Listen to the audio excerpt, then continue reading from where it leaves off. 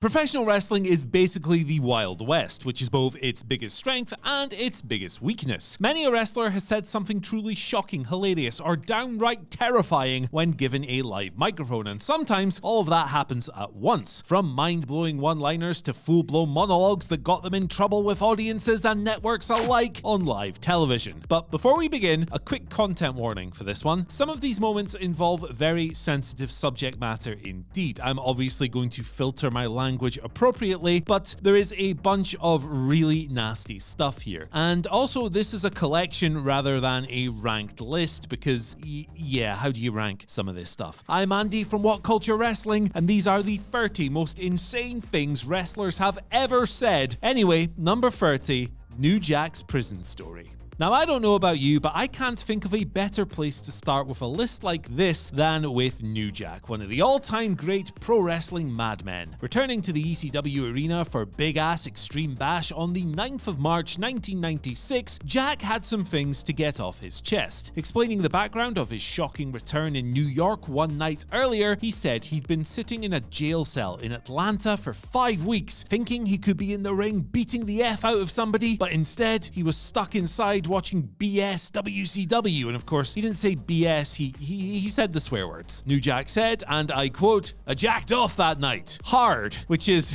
that's a little bit too much information there, pal. New Jack continued saying, "F Eric Bischoff, F Vince McMahon, because none of them are ECW, which might not be where the big boys play, but is definitely where the real mother effers get down." Later in the show, he recalled telling Jim Cornette to, and I quote, "suck on his nuts." Then he explained that he'd been in jail for aggravated assault and kidnapping, for putting somebody who owed him money in the back of his car, driving him around Atlanta for 8 hours, forgetting he was there, and then only being reminded when the cops came around to knock on his door. I mean, would you want to wrestle this man? Number 29, Vince McMahon bullies Jim Ross. Good old Dr. Heine. Vince McMahon's control issues were legendary. Paul Heyman once claimed that Vince saw sneezing as a sign of weakness because he couldn't control it. That same unhinged thinking was on full display in 2005 when McMahon turned Jim Ross's real-life colon surgery into a 7-minute comedy skit. Instead of basic human decency, WWE gave us fart noises, sex jokes, and slapstick nonsense, with Vince McMahon playing doctor, literally pulling objects out of a fake JR's backside. It was tasteless, embarrassing, and not even original. WWE had done a nearly identical and equally awful version of the skit with Hurricane and Triple H years earlier. Even if you want to make excuses and call it a backstage rib between longtime colleagues, it was never funny in the first place. Not when it started, not when it dragged on, and definitely not when the punchline turned out to be Ross's own severed head. "I'm Dr. Heine," Vince McMahon said, opening the skit, "and I want you to meet Nurse Slobberknockers," before uttering the most nauseating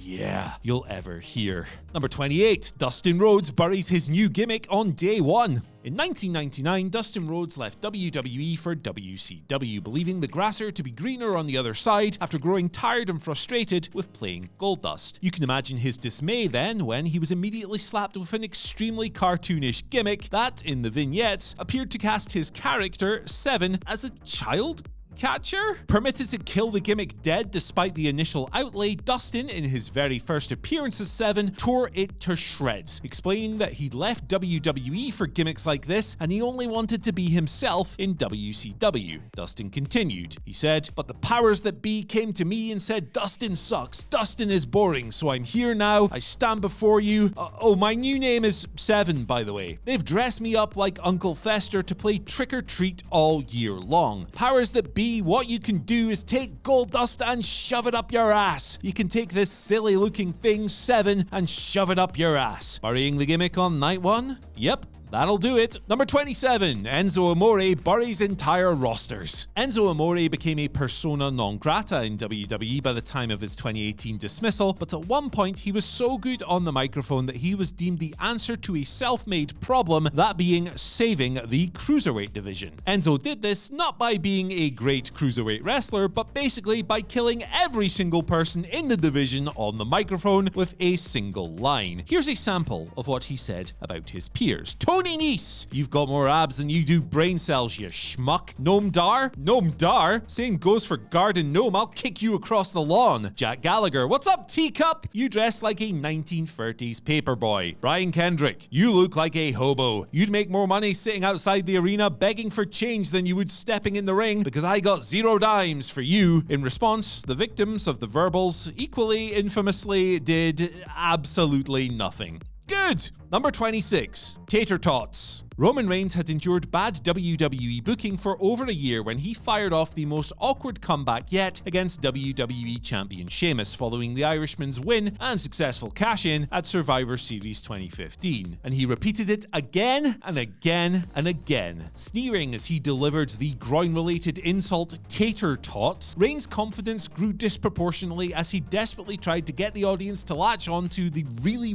lame phrase. They, of course, did not do that, making for a deafening silence as he persevered down another wretched path. Wasn't quite on suffering succotash levels, but it was real bad. This was yet another example of WWE's failed attempt at fan manipulation when it came to the big dog. This line was supposed to be a one-time quip designed to spark a crowd chant of Tater Tots, Tater Tots, but for the second time that year, it became painfully obvious that Roman Reigns was no Rock. While the Great One could make garbage phrases like Kung Pao Bitch, Boots to Asses, and Cookie Puss work, Reigns needed to endure another 5 years of creative hell before finding wrestling nirvana. Number 5, Jeremy Pivven makes a bad time even worse. The old adage around promos used to be that you had to hit all the details of what you were actually promoting: the opponent, the venue, the date, and in modern times, the name of the show. Enter Jeremy Pivven, aka Entourage's Ari Gold, and the cursed time known as Raw's guest host era. Most of the special celebrity guests that turned up on Raw between 2009 and 2010 had little to no understanding of WWE's product, yet they were granted excessive screen time in segments they were almost always the weakest part of. Pivven's now infamous Summerfest blunder was embarrassing, but no more so than the rest of his painfully awkward performance on the August 3rd, 2009 episode of Raw, which included a disastrous partnership with Ken Jeong that only made matters worse. What was once the biggest pay-per-view of the summer was now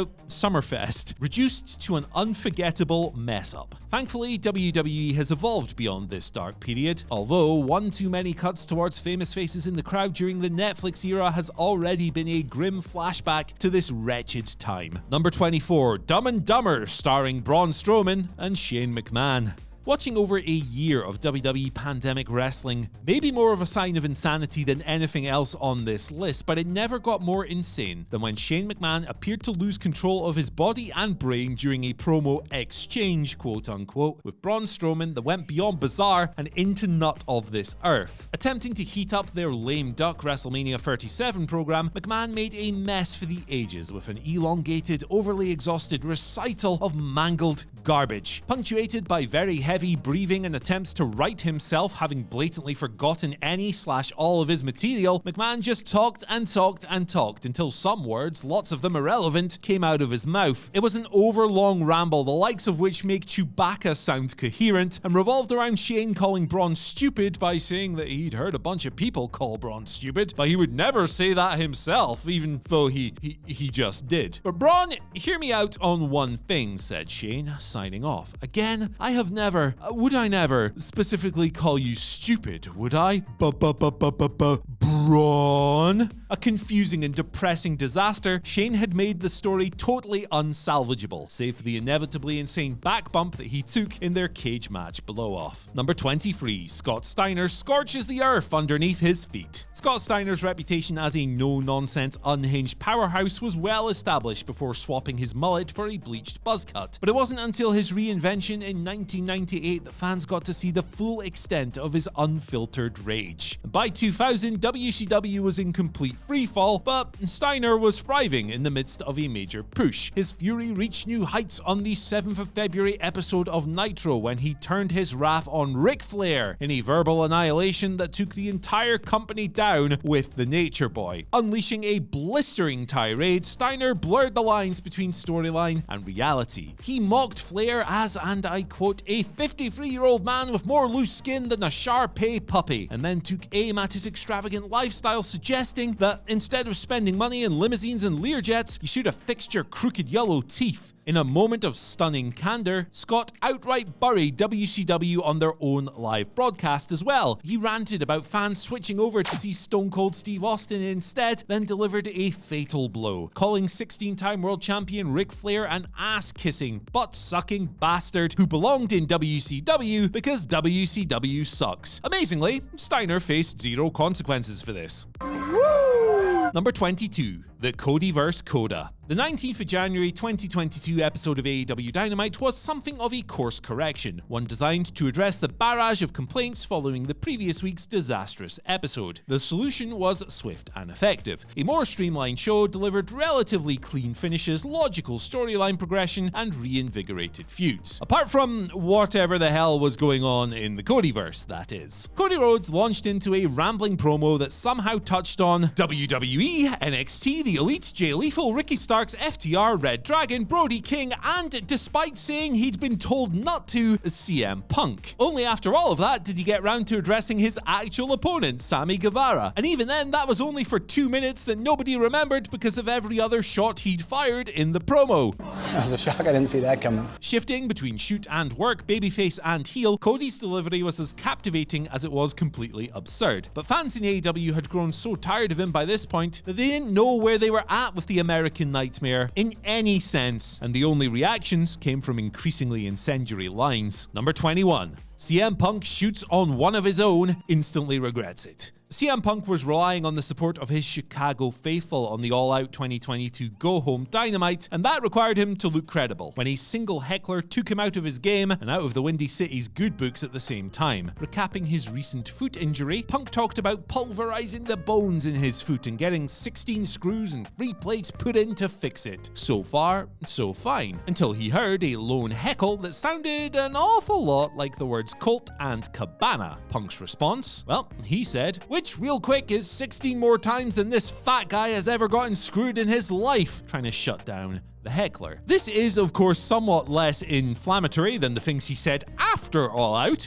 of course, but we're gonna leave that one alone for this video. Number 20. Hulk Hogan buries his own belt. By constantly feeding Hulk Hogan's ego in 1993, Vince McMahon orchestrated one of the most deflating moments in WrestleMania history by allowing the Hulkster to swoop in and pin new WWE champion Yokozuna seconds after a controversial win over Bret Hart. Had the fans seen what Hogan would end up doing with the title in Japan later on, they would have been even more furious. Less than a month after his power play, Hulk wrestled the Great Muta and completely disrespected the WWE Championship in a clear attempt to cozy up to new paymasters in New Japan and position himself for an IWGP Heavyweight title run. In a pre-match promo, Terrible Terry dismissed the Winged Eagle as a mere stepping stone. He doubled down in a post-match press conference, calling the prestigious belt nothing more than a toy and a trinket or ornament on a Christmas tree. Naturally, Hogan didn't have to atone to anyone beyond a single job to give the gold back in June, and he didn't end up making a live TV appearance between his title win and the loss to Yokozuna. Number 19. Stephanie McMahon shoots on Charlotte Flair. In 2016, Charlotte Flair was truly coming into her own, delivering a string of thrilling in-ring performances while serving as the face of WWE's newly revived Women's Championship. Her partnership with Father Rick initially added to the act, with the Nature Boy stationed at ringside to solidify Charlotte's status as a dominant force.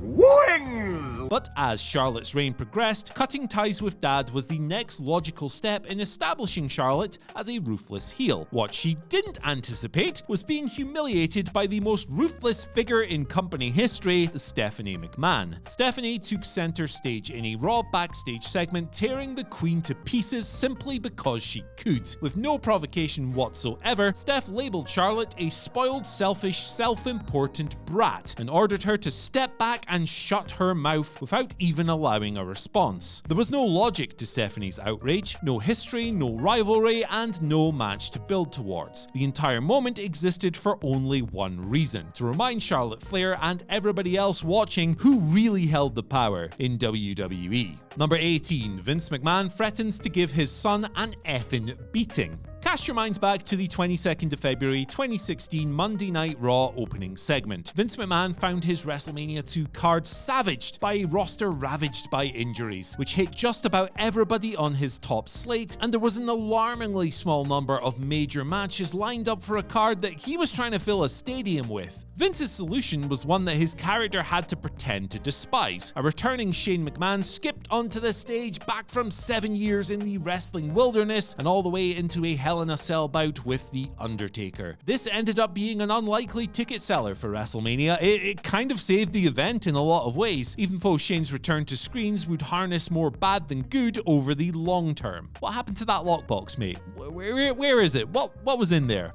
We'll never know. Vince knew this, and he captured the future frustrations of his audience with one jaw-dropping line. He said, "I have one last opportunity to give you a fucking beating." Vince never took that opportunity, though he did fire Shane after Royal Rumble 2022, just before he resigned in disgrace for the first time later that year. Number 17. Michael Cole and Josh Matthews NXT Season 3 commentary. In general, time has been rather unkind to Michael Cole and Josh Matthews' yuck commentary over the cursed NXT Season 3, and good, because they were horrifically unkind to a roster of women who were just trying to get over. When it became clear that WWE were prepared to let the show die on its ass, smug know-it-alls Cole and Matthews went about heaping even more dirt on it, and anyone who all but dared to take this thing seriously. An anti-promotion within a promotion, NXT at the time seemed designed to do the opposite of get its women over, and the commentators were only too happy to contribute to the appalling vibe. It seems crazy now, given what NXT has evolved into, but lines like "the season can't end early enough" and many worse were said multiple times every single week, from impossibly early into the show's run as well, as was a bizarre running feature that had Cole mocking Matthews for his real-life divorce. Seedy little men with their seedy little jokes in a boys' club overseen by the worst possible man to place in charge. Number 16. Roddy Piper blames Vince Russo for Owen Hart's death. Classic Vince Russo insanity unfolded when Roddy Piper stormed into the early days of TNA, delivering a work-shoot promo that spiraled completely off the rails. Early TNA often trotted out old legends, handing them live microphones to work through their post-WCW trauma, but Piper's segment was on another level. Roddy first used this appearance to shamelessly plug his website and his book, which is fair enough, before turning his fury towards Russo. At first, it played like a standard burial of Russo's on-screen character, but it quickly became bitingly awkwardly personal. Piper viciously tore into the controversial writer, sneering that TNA was the last place Russo hadn't killed. And then things got dark. Suggesting that Russo had deliberately sabotaged young wrestlers' careers, Piper suddenly dropped a shocking line. "Did you write in my cousin Owen Hart's death?" The audience fell silent, as they should have, and the segment veered into infamy. Predictably, it led nowhere. No match, no real feud, just another week where early TNA looked like a chaotic wasteland, before moving on in search of the next ranting icon. Number 15. Divas Are Dissed. The 2004 Diva search was little more than an excuse for Vince McMahon and his equally repulsive lackey John Laurinaitis to degrade women for their perverse amusement. Under the guise of a reality TV competition, the remaining contestants were actively encouraged to humiliate each other, all for the pleasure of lecherous old men running the show. And just like most of these rigged contests, several of the losers were given jobs anyway. Everybody that had to involve themselves in a Diss the Diva promo battle earned every check they ever cashed. This train wreck of a segment ensured that phrases like "a gap so wide you could drive a truck through it," and worse, much worse, that I won't repeat, were immortalized in Raw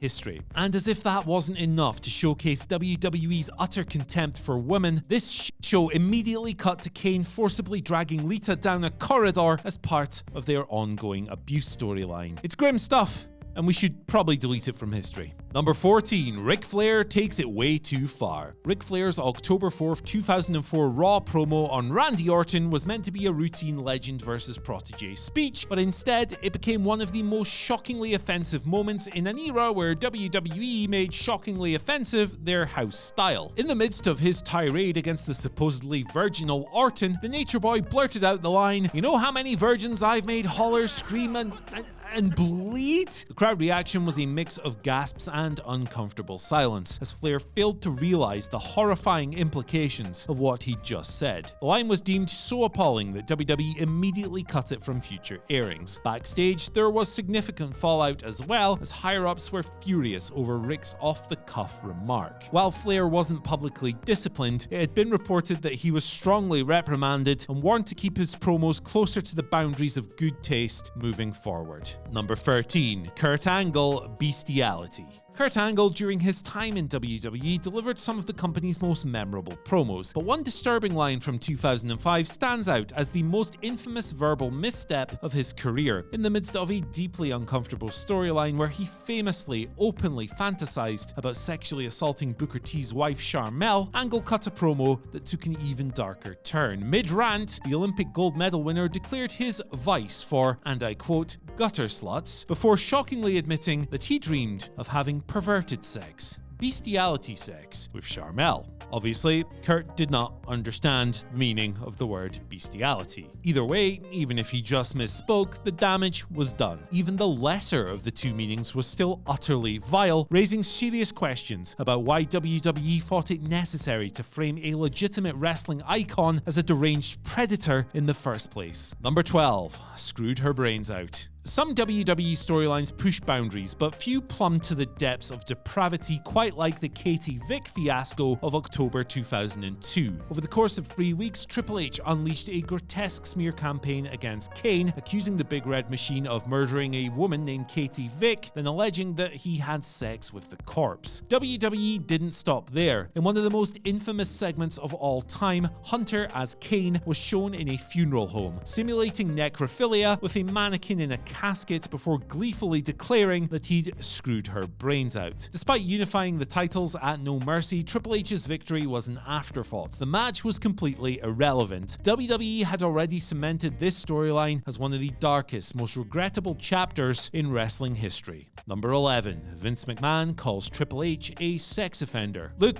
there's not much more to this one, other than Vince McMahon all too enthusiastically screaming to Triple H, his future son-in-law by the way, "Come out here, you R-A-P-I-S-T. Obviously, he didn't spell the word, he said it, but you know, there you go. All of this was following the game's insinuation that he'd consummated the marriage between himself and Stephanie that he'd ventriloquismed his way to securing in Las Vegas. Yeah guys, 1999 WWE really doesn't hold up. What also doesn't hold up is this line itself, which became one of many sticks to beat McMahon with when the Netflix documentary makers came around looking for clips that proved him to be a hypocrite many years later. Naturally, they probably could have thrown a dart at any of the reels containing thousands of hours of this horseshit, and they'd have probably found just as much, but this was an absolute doozy. Yeah, he called his son-in-law the R word. Jesus. Number 10, Stephanie McMahon's post 9/11 message. Only a McMahon could twist one of the worst terrorist attacks and human atrocities in modern history into a sob story about being a McMahon.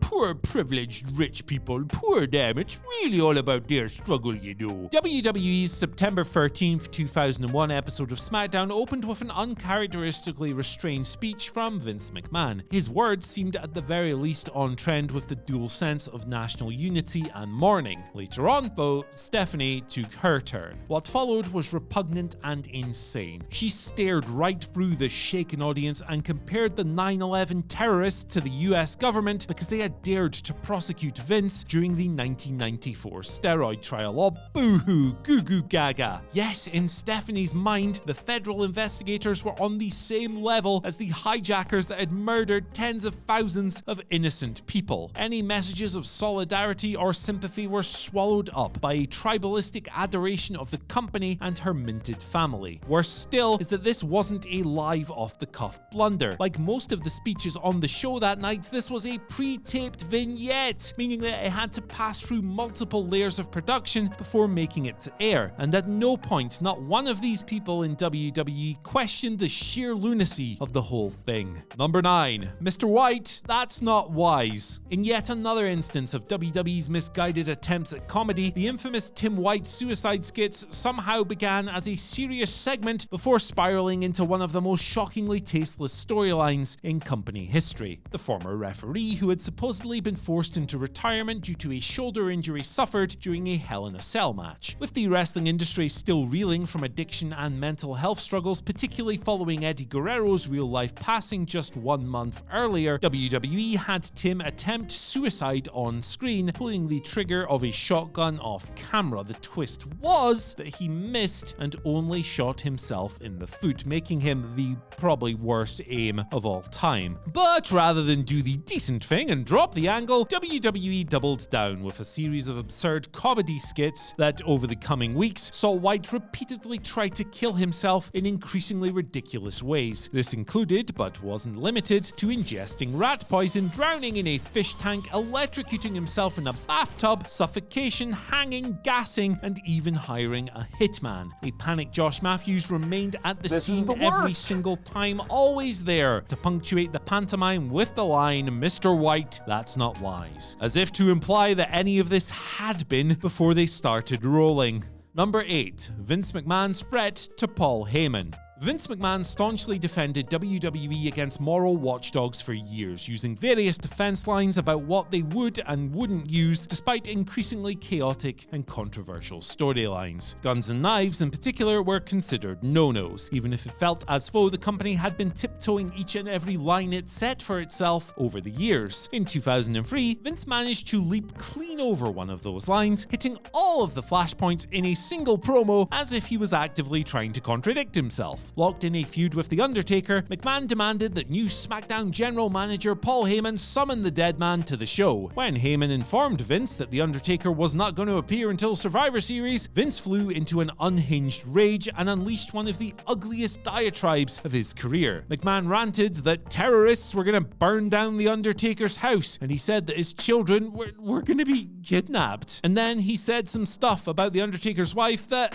I'm just not going to repeat, because it's that nasty. After all of this, Vince turned his unflinching fury on Heyman himself, threatening to strangle him to death before firing him. So you're gonna kill him and then fire him. That's a pretty strange sequence of events. The segment was never referenced again, nor has it found its way onto any of WWE's nostalgic highlight reels, and for good reason. Number 7. Jinder Mahal becomes racist. Jinder Mahal's run as WWE Champion in 2017 was already a struggle before his feud with Shinsuke Nakamura, which somehow made it even worse. Instead of crafting a compelling rivalry, WWE resorted to tired racist tropes, having Mahal repeatedly mock Nakamura for his appearance and his accent in segments that felt both outdated and needlessly defensive. "You always look the same" was a line that Jinder uttered, pronounced in such a way that was intended to mock a Japanese dialect. The problem wasn't just that Jinder was being used as a cheap heat magnet, it was that the entire angle hinged on barely coded hate speech rather than any meaningful conflict. Fans weren't booing because they wanted to see Nakamura beat Jinder's ass, they were groaning because the whole thing felt uncomfortable. There was no real sense of good triumphing over evil here. Instead, we had two performers trapped in a feud that felt more like a corporate obligation than a battle for the industry's richest prize. And also, I want to say, poor Jinder. He was the one made to recite these lines. Yeah, no word on how much he pushed back on them or whatever, but they weren't his own. He had these forced on him by just dumbass writers. Poor guy. Number 6. Triple H is even more racist. The Triple H versus Booker T feud heading into WrestleMania 19 has been dissected and condemned for years, and for good reason. Not only was it built on racially charged promos that have no place in society, but it also delivered an ending that essentially vindicated the hate speech used to fuel the feud. Booker T was finally rising back through the ranks as a fan favorite on Raw in early 2003. But when he challenged Triple H for the World Heavyweight Championship Championship, the game made it clear that he did not see Booker as a worthy contender, and not just as a competitor, but as a person. In one of the most infamous promos in WWE history, Triple H sneered, and I quote, "People like you don't get to be world champion." Years later, this was spun as being a reference to his WCW resume, and if you believe that, I've got a unicorn I would like to sell you. And usually the people who repeat that line of defense prove themselves just as tone deaf as the people who were crafting this idea in the first place. The most egregious moment between these two came when Booker confronted Hunter in a bathroom the following week. Instead of selling a bit of concern for the peril that he was theoretically in, Triple H casually threw money in the challenger's face and asked him to fetch him a towel. It was outright discriminatory, played as just another heel move, and it was infuriatingly brushed aside. Number 5. Jerry Lawler goes low with Goldust. Jerry Lawler's venomous promo aimed at Goldust ahead of their King of the Ring 97 qualifier remains one of the most scathing and uncomfortable segments in WWE history. As Lawler looked down the lens, his seething disdain pierced through the screen and into the souls of the audience, and he delivered a tirade so blisteringly offensive it's painful to revisit. Opening with a derogatory jab, Lawler referred to Goldust as, and I quote, "our sissy friend," immediately setting the tone for a promo that would rapidly escalate into deeply ugly territory. He then went from insult to outright slur with a line that feels even more disgusting when viewed through the lens of today than it did back in 1997. Going further, Lawler targeted Goldust's real-life wife, Terry Runnels, calling her the biggest gold digger in Georgia, before cruelly referencing the company's daughter Dakota, saying she could have been called Target because I heard everybody in Atlanta had a shot at it. Jerry Lawler was never one for good taste, and here you go, here's the worst of him. Number 4. Vince McMahon makes Trish Stratus bark like a dog, and he also made her cry, and he made her apologize for things he told her to do, and he made her get down on her knees, and he made her strip, and he made her stop, and then he made her leave. With everything we now know about the allegations of sex trafficking and abuse against Vince McMahon and WWE, moments like his degrading treatment of Trish Stratus on WWE television take on an even more disturbing weight. At the time, it was seen as just another example of Vince's unchecked ego running wild in really misogynistic ways. This was it at perhaps its most egregious at the time, but it was still just another example. It was tasteless, exploitative, and utterly unnecessary. Yet McMahon likely justified it as a way to generate heat for his eventual comeuppance at WrestleMania X7. In hindsight, it's not hard to see this as another glimpse into a man who, off-screen, allegedly manipulated and controlled women in far worse ways. What was once written off as just a storyline now looks far more like a reflection of an abuse of power that extended well beyond WWE's scripted world. Number 3. Vince McMahon uses the N-word. Vince McMahon did this, speaking backstage to John Cena at Survivor Series 2005 in a glowing endorsement of his babyface top star, and in service of a visual gag with Booker T in the seconds that followed. Vince McMahon did this. In the grand scheme of things, it might get lost when reviewing some of the things Vince did without even remotely caring about the people who could have been impacted as a result, but he did it, flippant reduction and all. It was a second that may as well have lasted a lifetime, and thanks to the internet, it will be available no matter how much cutting and clipping goes on at Netflix or on the WWE Vault YouTube channel. And 8 years earlier, with seemingly even more twisted motivation, Vince took his time shaming himself, WWE, and his entire organization in front of his own cameras. Number 2. Vince McMahon grills a grieving widow. One of WWE's darkest days became yet another stage for Vince McMahon's ruthless exploitation as he callously used a grieving widow for a live television let-off just 24 hours after her husband's death. Just before Bad Blood in Your House had gone live, a somber McMahon informed the audience that Brian Pillman had tragically passed away earlier that day. The pay-per-view proceeded, handling the tragedy with a sort of quiet dignity for the era, and it was a sentiment that carried over onto the following night's episode of Raw with a traditional 10-bell salute. Then everything turned utterly impossibly grotesque. McMahon announced that Brian Pillman's wife, Melanie, would be interviewed live later in the broadcast. With a cold detachment, Vince forced a grieving mother to process her unimaginable loss on air. Melanie, understandably in shock, Jack struggled to form coherent responses as Vince pried into how she would cope financially and how the children had reacted to their father's death. Hard close-ups captured every single tear, offering viewers an unfiltered, harrowing look at real grief, and all for the semantic bailouts and cheap ratings. To make it even more appalling, WWE shamelessly promoted the interview throughout the show as if it was some kind of must-see segment. It was pro wrestling viewer bait at its most vile, and we should never let the company forget that. And at number 1, New Jack shouts out OJ. Look, what better place to wrap this one up than the very place we started. Hello again, New Jack. Let's travel back to Smoky Mountain Wrestling at a TV taping in July 1994. While WWE were promoting a match featuring Undertaker versus Undertaker, and the entire world looked on at a story much bigger than all of sports and entertainment anyway, New Jack was ready to fight the entire world when, look, I'll just read the line to you. I would like to send a special shout out to my homeboy OJ Simpson. Keep up the good work, baby. Two less we got to worry about, you understand? Keep up the good work. Obviously, his delivery was a little different to mine, but even looking back today, 31 years later, it's hard to believe. Ready to end on a flourish and make explicit what might have been simply implied to the Warrensville, North Carolina natives at the time, Jack went wildly up the gears in the only way he could. Jaws were left unhinged and or on the floor long after the words left Jack's mouth, but he was unflinching and unmoved. He didn't give a damn. For the rest of his controversial life in wrestling and everything else that followed, he truly lived the gimmick. Goodbye, friends. I'll see you later.